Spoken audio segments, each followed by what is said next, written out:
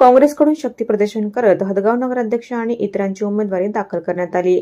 नगराध्यक्ष पदासाठी कुमुद सोनुले यांची उमेदवारी दाखल करण्यात आली।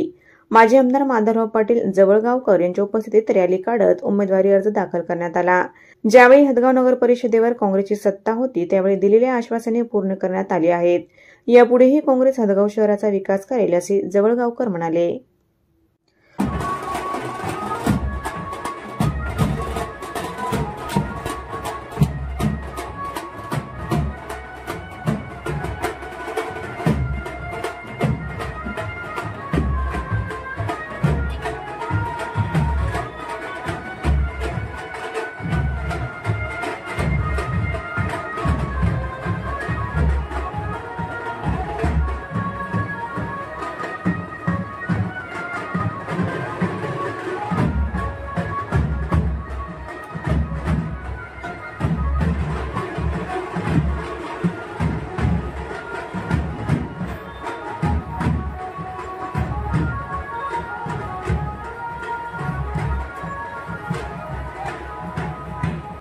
काँग्रेस पक्षाने भरपूर कामं केलेली आहेत आणि अजून जी काही राहिलेली आहे ती पूर्ण करण्याचा नक्की प्रयत्न करू आम्ही।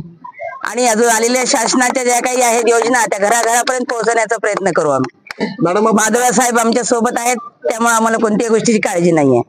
मॅडम आपण फॉर्म कोणता याला भरलेला आहे? नगराध्यक्षाच्या उमेदवार म्हणून मी उभी आहे आणि सर्वांना घेऊन सर्वांचा विकास गावाचा विकास करण्याचा प्रयत्न करेन।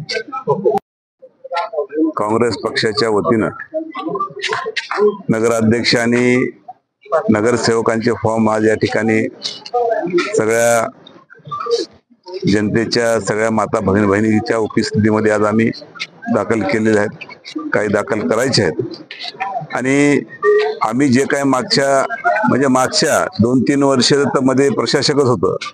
जेव्हा नगरपालिकेची निवडणूक झाली ज्यावेळेस काँग्रेस पक्षाचा नगराध्यक्ष काँग्रेस पक्षाची सत्ता मागच्या वेळेस आली त्यावेळेस आम्ही जे वचननामा शहरवासियांना दिला होता त्याच्यापैकी 99% कामं आम्ही त्या ठिकाणी पूर्ण केले। तर जे काही शहरातले उर्वरित राहिलेले काम आहेत ते येणाऱ्या भविष्य काळामध्ये जनतेच्या आशीर्वादाने निश्चित आम्ही त्या ठिकाणी पूर्ण करण्याचा या ठिकाणी आपल्या माध्यमातून सांगू।